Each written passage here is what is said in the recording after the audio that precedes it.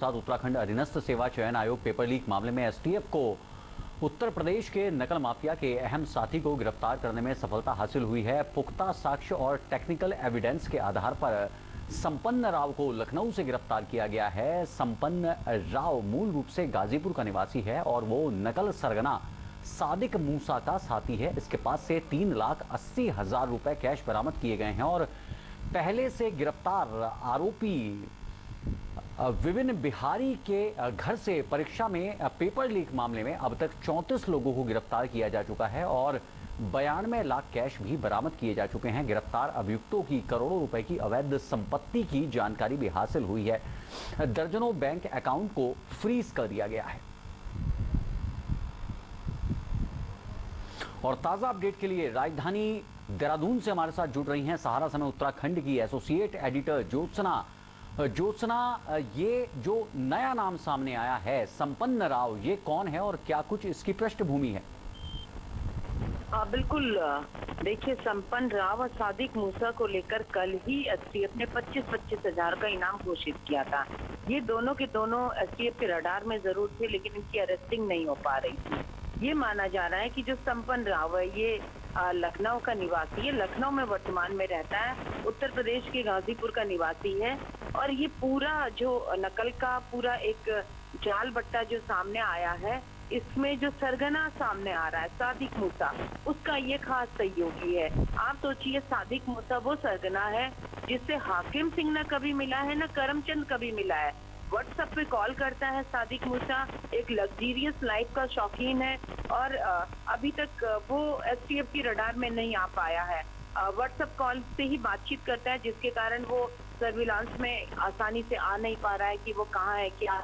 ऐसे में संपन्न राव की तलाश थी कि संपन्न राव अरेस्ट होगा तो सादिक मूसा का कुछ पता चल पाएगा। और एसटीएफ को ये बड़ी सफलता कह सकते हैं कि कल दिन में ही संपन्न राव पर 25,000 का इनाम घोषित हुआ था और देर रात एसटीएफ ने इसकी गिरफ्तारी कर ली है।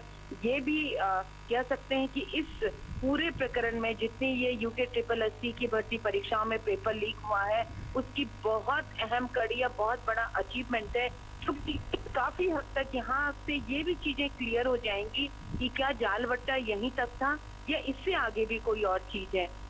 और आप सोचिए कि उससे बड़ी बात है कि 34 अरेस्टिंग अभी तक हो चुकी हैं, 92 लाख का कैश मिल चुका है। कल संपन्न राव के पास भी लगभग 6 से 7 लाख का कैश बरामद हुआ है और ये सब पैसा वही है जो पेपर बेच के इन लोगों ने लिया है। अब एसटीएफ और आगे बढ़ रही है और अगर सादिक मूसा की अरेस्टिंग हो जाती है संपन्न राव से मिले क्लू के हिसाब से, तो एसटीएफ का ये बहुत बड़ा अचीवमेंट होगा। और कह सकते हैं कि ग्राउंड पर जितने भी लोग काम कर रहे थे, जितने भी लोग इस नकल से जुड़े हुए थे, लगभग सबके सब एसटीएफ के गिरफ्त में होंगे। उसके बाद आगे क्या करना है, कैसे करना है, वो चीजें फिर आगे और रह जाएंगी, क्योंकि और भी पेपर हैं जिनमें किसी में विजिलेंस जांच चल रही है, किसी में एसटीएफ जांच होनी है, वो और आगे बढ़नी है।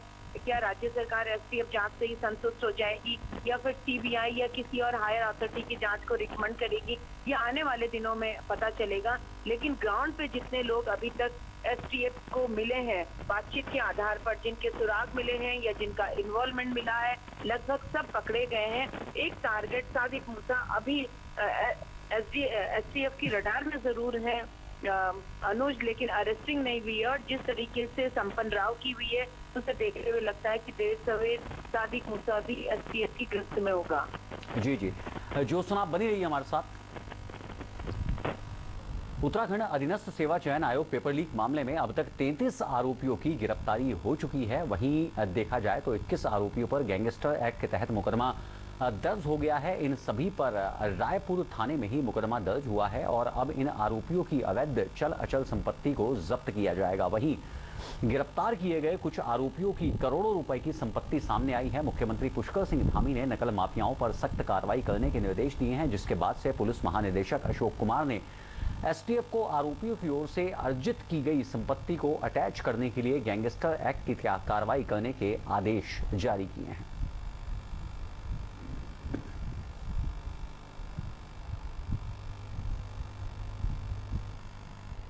उत्तराखंड विधानसभा भर्ती घोटाला मामले में स्पीकर रितु खंडूरी ने साफ कर दिया है कि विधानसभा की गरिमा को बनाए रखने के लिए उन्हें चाहे कितने भी कठोर निर्णय लेने पड़े वो पीछे नहीं रहने वाली हैं। स्पीकर ने साफ किया है कि राज्य की जनता को मैं निराश नहीं होने दूंगी। बेरोजगार युवाओं के साथ न्याय होगा। भर्ती घोटाला सामने आने के बाद पहली बार मीडिया से रूबरू हुई विधानसभा अध्यक्षा रितु खंडूरी ने बता दिया है कि उन्होंने भर्ती घोटाले की जांच के लिए 3 वरिष्ठ आईएएस अधिकारियों की निगरानी में विशेष जांच कमेटी का गठन किया है। दिलीप सिंह कोटारिया जांच कमेटी के अध्यक्ष होंगे। सुरेंद्र सिंह रावत और अवनेंद्र सिंह नयाल कमेटी के सदस्य होंगे। उन्होंने कहा है कि जांच टीम को 1 महीने के भीतर रिपोर्ट सौंपने के लिए कहा गया है। जांच रिपोर्ट के आधार पर ही आगे की कार्रवाई की जाएगी। उन्होंने एक बात साफ तौर पर कही है कि जांच कमेटी जिस भी व्यक्ति से पूछताछ करना चाहेगी उसे जांच के दौरान सहयोग करना होगा। फिलहाल वर्तमान विधानसभा सचिव मुकेश सिंघल जांच पूरी होने तक अवकाश पर रहेंगे। जांच 2 फेज में होगी। पहले फेज में 2000 से 2011 तक हुई भर्तियों की जांच होगी, जबकि दूसरे फेज में 2012 से 2022 तक की भर्तियों की जांच की जाएगी।